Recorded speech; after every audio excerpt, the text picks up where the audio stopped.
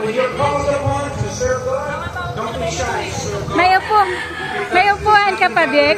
May upuan ka pa doon. And it takes courage to serve God. It takes courage to come to the Lord. But I can appreciate the gospel because what is the real meaning of Christmas? Ano daw ibig sabihin ng Christmas? This is what the real meaning of Christmas is.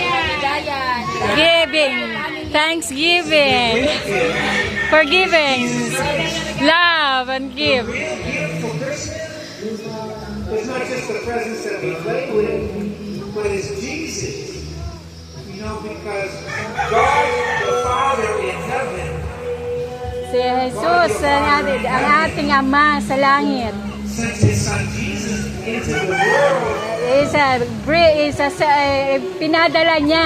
Pinadala niya si Jesus, sa kanyang anak si Jesus dito sa lupa para sa atin. That's right. And then to bring you back to Himself. So God so loved the world Ang Diyos, mahal niya ang buong mundo.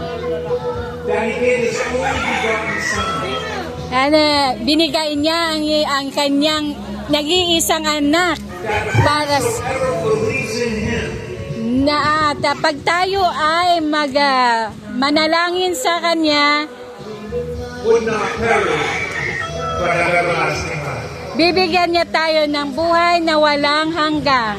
Sa nagay ni Luma ang Diyos. Kaya siya,